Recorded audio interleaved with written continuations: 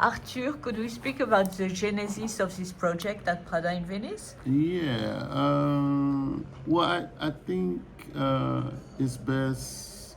I think a good start would just be because Nancy Spector, who's the curator of the show, she was doing some artist liaisoning. She was visiting artists. And she came to visit me, and I hadn't met Nancy before. I don't know how familiar Nancy was with my work, and just like I do, I was sitting in front of my computer just sort of talking, and she just noticed that a lot, like on my walls in the studio, Richard Prince images, and she was struck. She was like, "Why? Oh, I see a lot of Richard Prince images," and I just did my whole thing about Richard Prince, which is not anything casual at this point. It's things that I've even talked about quite a bit in the past. Basically in a nutshell, this whole idea that I saw myself a little bit as the bastard offspring of Richard Prince. The bastard? Yeah. I used to say Richard Prince is the ultimate abdad. And an abdad is like the bastard's progenitor. You know what I mean? But see, the abdad doesn't necessarily know that the bastard exists. Yeah. But they still are the progenitors. So I used to say... That's very funny. But Yeah. when did you happen to know his work? Do you remember? And what kind of work back would you like? like in the 90s. But mostly from magazines, Mostly from art magazines and stuff. I think that was probably easily a 10-year gap between when I first saw or read about Richard Prince and actually saw anything in person. Maybe I saw a joke painting at the Whitney or something like that. But the joke painting is less your vocabulary, right? I mean, for now. Anything can happen. I'm working my way through his ovary, Okay. So she said she found a lot of common points. Yeah, she was curious about the Richard Prince thing, which I think is maybe not obvious, but I think it's pretty apparent. I think, on a certain level, it's a little bit of an elective affinity, you know what I mean? But I just think, it's pretty straightforward. I don't think, easily 75% of what I do wouldn't be possible without his precedent, just straight up, the appropriation thing, Well, it's a big tribute, huh? Well, just fact. And did you tell him when you met him first? Yeah, in a way, maybe not so much like that, but say when I first joined Gladstone, one of the things I talked to Barbara about Gladstone, I was like, I think I had I had a little bit of a lamenting that my art career sort of got traction later, obviously. And Barbara would always tell me, she would say, look, I've seen every version of this, and a little later is always better than a little early, that you're right on time. And she would often say, for example, Richard Prince. She would always use Richard as an example of that, because she would say, Richard was in some ways responsible for so many, like Jeff Koons, not responsible, they did the work, but he was curating and things like that early on. But the whole group of guys who were sort of peers of his, they all got very rich, and successful, and he wasn't. And he was, disturbed by that, obviously. So his wave actually happened after those guys, a good 10 years. This thing actually kicked in a good 10 years afterwards. And so, on a certain level, outside of maybe Jeff Koons, he clearly has had the longest, most substantial career. You know what I mean? Yes. And she would say Richard Prince is just such a good example and a good model for you, And so, and then, in terms of getting to know Barbara and talking, she knew how much his work meant. She actually gifted me one of Richard Prince's works. Oh. A really beautiful. What is it? I don't know the name of it. It was one of his gangs, though. And they had a show, which to me was an incredible show of those works.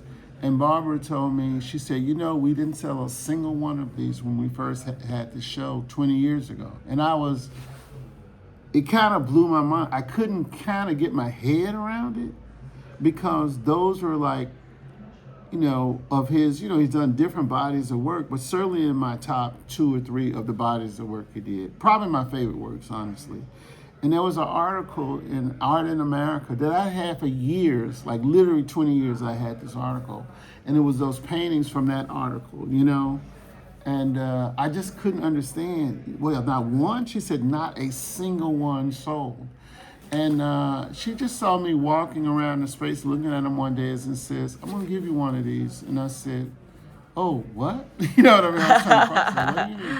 And she says, yeah, and I know which one you like. And I said, really? How do you know? She said, I can just tell. And I said, which one? And she was right. She picked the one that I liked the best. It was the one with hair metal band players and King Kong. Wow.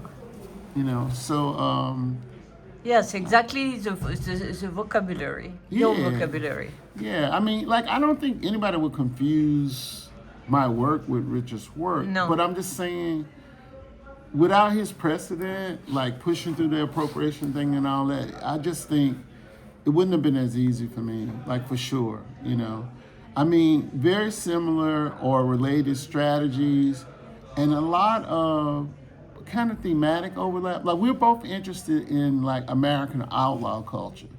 I'm interested in black culture, which is de facto American outlaw culture, Yes. And when it's like two sides of the same coin. Absolutely, absolutely. That's exactly when one feel coming in the exhibition. Mm-hmm. You speak about the same thing. Yeah. About a the dark side of American culture. Yes, the underside, the dark side, which is really the actual American culture. You know what I mean?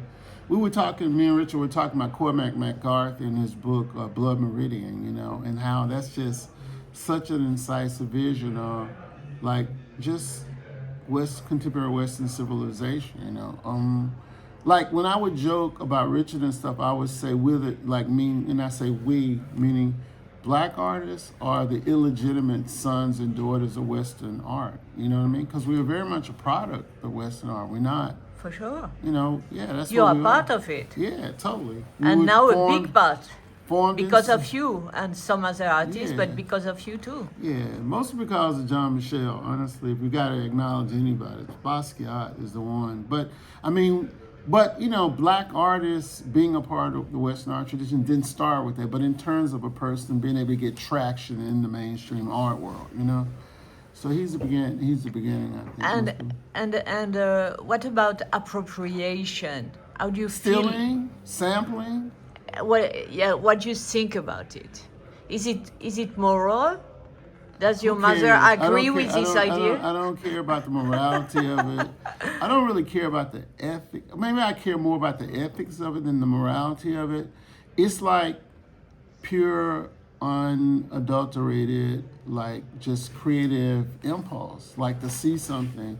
I like to think a lot of my work, even though, I sort of obviously have the intellectual frame, to me, Richard is the person who more than any other person saw or started to investigate what was on the other side of Duchamp's urinal. Yes. Because, at the end of the day, I don't know if Duchamp was the best artist of the 20th century, but he clearly was the most interesting artist of the 20th century. Meaning, in a sense, the urinal completely transformed our understanding of what art is. But the question it raises, what's on the other side of it? And Richard, more than any other person, has explored what's on the other side of taking a thing that ostensibly is not art, that you didn't make, materially you didn't create, and by sheer conceptual spells, making it an artwork. But Duchamp was not producing much, and Duchamp was an art dealer. Yeah. So he was selling Brancusi and Picabia a lot. Yeah, I know, but I'm just saying. No, that's funny. I just say it as an anecdote. It's crazy. This guy was a genius. A genius, yeah. Did not want to produce, was just repeating his work all the time with La Boîte en Valise and all the stuff from the 60s also. Yeah. And at the same time, being an art dealer with his brain. Right. I mean, but French, it's so much if you think in terms of,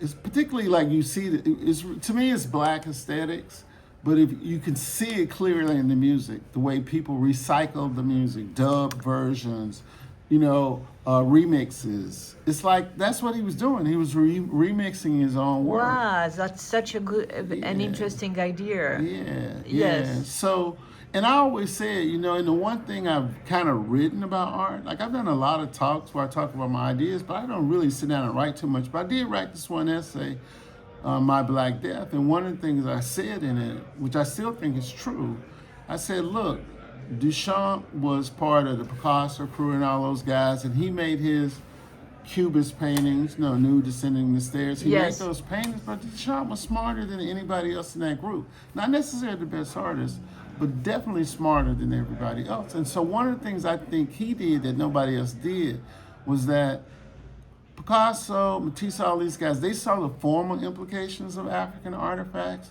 but Duchamp was the only one who peeped that so much of the energy around African artifacts had to do with their contextual dissonance, meaning a black thing in a white space. And I think what Duchamp really attempted to do was to recreate that energy, that frissoning, and I think that's how he arrived at the urinal.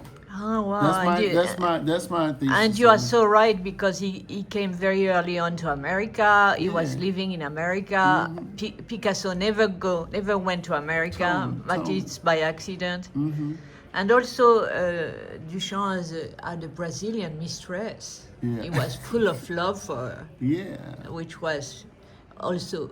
could be linked to rhythm. Absolutely. Research. I mean, that's like Corbusier and Josephine Baker. You know what I mean? You get this, there's a cross-pollination that happens when people have... Josephine Baker and who? Le Corbusier. Le Corbusier, yes. They met in a boat. And the guy became so in love. He was drawing her while she was sleeping. Some of the buildings they made were based on the curve of her, derriere. Wow, we love it. I love it. And so to come back to other curves, when you arrived in this palazzo, did you think that it could fit your aesthetic? I don't like the word, but what can we say? With this grandiose, there's a gap between the aesthetic of a grandiose palazzo and the darkness of American culture. Look, I think again, it's really awkward because I don't want to speak for Richard. I can the Richard that I'm talking about is the Richard to a certain degree of my imagination. Even though I know, I've come to know him, he's incredible, but it's the Richard of a sort of conceptual frame, you know what I mean? And as I get to know him better and better, I'm reconciling, you know what I mean? Richard the person and Richard the myth or something like that, the legend, And so but just for a second to speak for both of us, we're savages. Like what? You are less savage than him. I don't think so. Really? Oh, I'm less than him, for sure. Yes, because the guy is tough, huh? He's super tough. Yeah, he's not even here, right? He was here. He came to put his eye on everything, made some very discreet and beautiful, suggestions, editing of the overall thing. But he's an utter savage, And so, you're a savage? How are you a savage? So. I mean, in a sense, Americans, we're barbarians, man. We don't, when you were just saying, were we thinking about the Palazzo and all this? Hell no, we don't give a fuck about the Palazzo. But the result is perfect. We just were doing our thing, we're doing our thing. But it works very much. That's a big surprise. How can it fit in? And it fit in. A couple of people, I've been hearing that a lot, it's unexpected but uncanny, it works, but like I said, he is a person who his work, it's like one of the grounds that form how I think about doing what I'm doing. So there's a lot of correspondences because, like they have that joke, they said your parents know how to push your buttons because they sewed them on in the first place. It's something like that. Like, yeah, it's no accident that there's correspondences because I have looked at his work for so long, like since, my early 20s. It's just internalized. It's metabolized at a certain point. But the other common point is that you say you are savage, okay, but you are very sophisticated. And I know that this guy that I met only once and he was terrible with me, but I know that this guy is super sophisticated. For example, Richard, nobody's more sophisticated. Yeah, because he's a bibliophile. He has a collection of books that was shown in Paris once, and it's amazing. Yeah, totally. I mean, look, the thing is, I don't think it's not an oxymoron. Like, I don't think there's anything mutually exclusive between being a savage and being sophisticated. What I mean by it is just we're not going to let rules get in the way of what we want to do. And it doesn't mean we're like unaware of the ethical implications of appropriation, stealing, sampling, whatever you want to call it. It just means that we don't let it constrain what we want to do. Like, if you've ever seen this deposition, which is incredible, like the 6 or 7 hour long court deposition video, that thing is amazing. It's by him just answering questions, as these lawyers are trying to trap him. But the thing is, it's like, Warhol, it's, there are precedents. It's not the first person to do it, but I don't think anybody pushed it as far as Richard pushed it. Yeah, I mean, so I don't necessarily, let's say, steal the things that he says, but, I have a very deft touch. Like, I think, my sophistication, if I have sophistication, comes in what it is I choose to steal, if you want to call it stealing. I mean, in other words, I'm calling it stealing now because I'm not in any way trying to deflect how people want to frame it. I don't really care. What I care about is that, I see one thing. I mean, like, increasingly I've started to say this thing that I'm less interested in making work about Black people than making work like Black people. And one of the things about Black people is we have a very complicated, deeply complicated relationship to proprietary values or ownership, period, because obviously we were owned. So we don't necessarily respect these laws of ownership and stuff. There's a certain kind of radical pragmatism around you using whatever is available. And what is available is the things around you. So much of Black creativity, I think, is what I would call immaterial invention as opposed to material invention. It's mostly just because we didn't have control over material. We were material. So a lot of our creativity is not exclusively in this space, but it's predominantly in this space of the immaterial expression, immaterial expressivity. That's like very music, important, dance, what you say all now. these kinds of things. And that's one of the reasons that even like Black people entering into art is interesting, because it is largely manipulating material, But the way we approach it and the way that we understand material, I think classically is not perfectly, it may be antagonistic to larger Western ideas about material and stuff like that, so.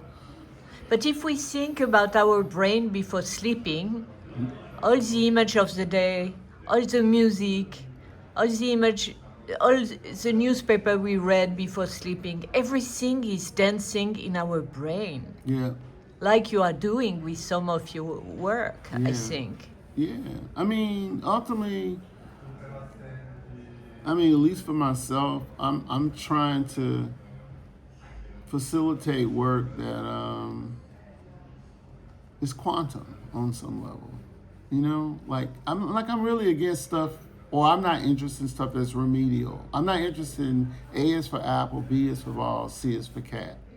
You know what I mean? I want things that have, and I've said this before, I'm repeating myself now, but I like to say I want things that have ontological integrity. Meaning, like, as things, they're kind of undeniable. So like my motto would less be like, obviously I like a lot of art, obviously, but my motto would what I aspire to is less to make art than something like a mountain, like Mount Fuji or Mount Kilimanjaro. You know, like, is that a good mountain or a bad mountain? Is it a pretty mountain or an ugly mountain? I think it's kind of irrelevant. You know what I mean? Yeah, for because sure. it just is. And so ultimately, It's like here. my metric is you made a thing that when you see it, you cannot deny that it is. And I interviewed you now several times, a lot. Mm-hmm. And once I came in Turin on purpose to interview you. Mm-hmm.